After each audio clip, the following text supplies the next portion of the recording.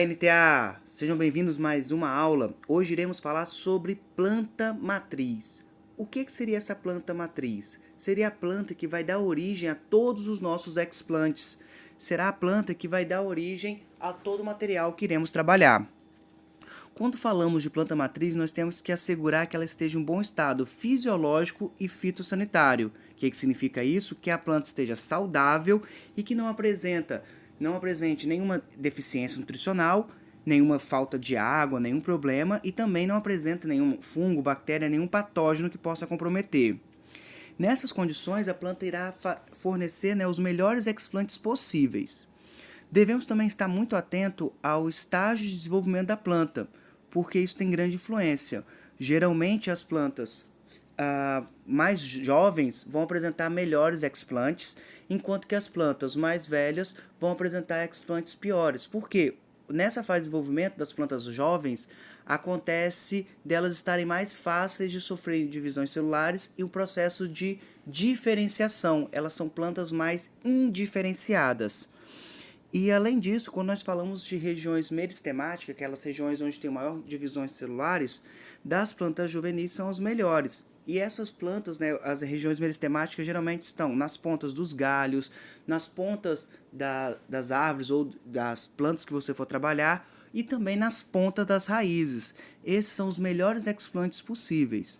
Sempre atento também ao fato da condição fitossanitária da planta matriz, porque vai facilitar o processo de descontaminação do explante.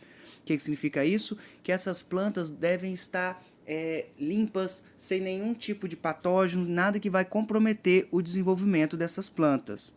Quando falamos de planta matriz, nós temos que ter uma coisa em mente. Qual é o nosso objetivo em propagar essa planta? Nós temos que saber se é a questão da produtividade, se é a resistência, a tolerância. Para que nós queremos multiplicar esta planta, nossa alvo? Depois que a gente seleciona a nossa planta alvo, nós devemos fazer o quê? Devemos fazer a coleta desse explante. Devemos escolher os explantes que têm maior potencial. Esses materiais vão ser os que têm o maior totipotência, têm maior probabilidade, maior potencial de se transformar em qualquer outro tipo de células. Normalmente vão ser tecidos jovens de 0,2 a 50 milímetros, que eles podem estar em qualquer lugar, como na ponta dos galhos ou na ponta da raiz. O tamanho do explante será relacionado ao tamanho do trabalho. Quanto menor possível, é mais fácil para a limpeza clonal, porque quanto menor, menor a probabilidade de você trazer algum material patógeno, algum fitopatógeno, qualquer coisa que possa comprometer o desenvolvimento dessa planta. Então, é muito importante que a gente faça uma asepsia do local da coleta, uma limpeza. Então, se você vai coletar da folha, limpe essa folha, faça um procedimento de limpeza simples, como nós já vimos em outras aulas, e depois disso, você vai poder fazer a coleta com segurança. Geralmente, nós vamos coletar folhas, gemas, os próprios meristemas e a semente. Então, algumas folhas, geralmente folhas jovens, são muito fáceis de formar bons explantes. Gemas também, como vocês podem observar no caso do abacaxi. O abacaxi, se vocês tirarem as folhas deles, vocês vão perceber que existem pequenas gemas.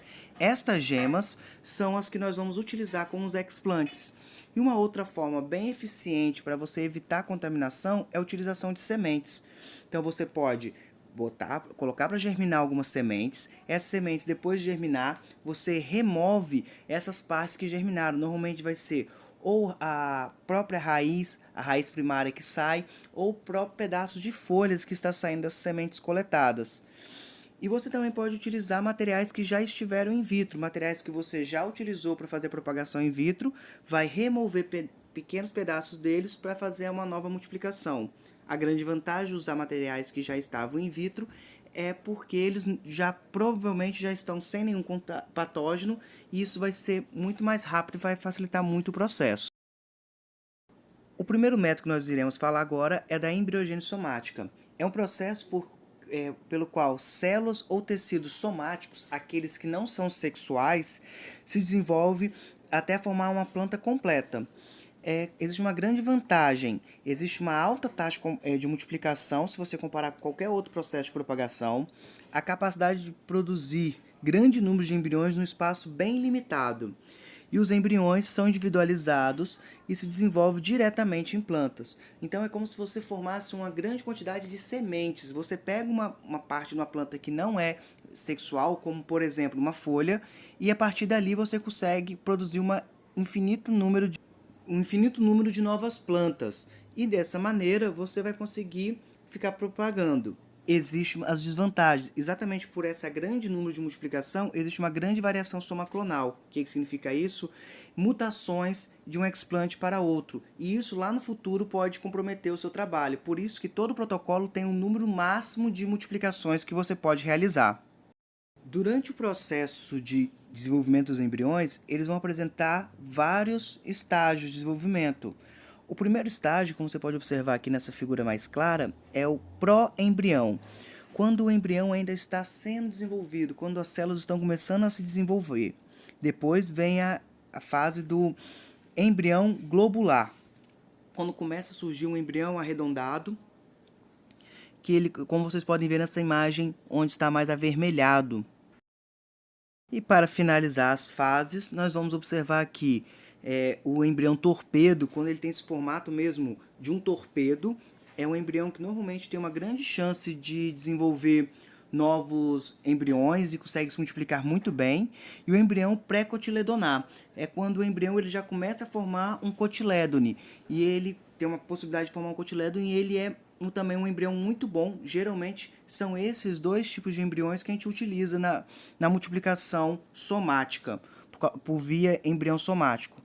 Esse método a gente utiliza muito através da micropropagação usando bioreatores. E nós vamos ver mais à frente esses tipos de bioreatores também para mostrar qual a importância deles.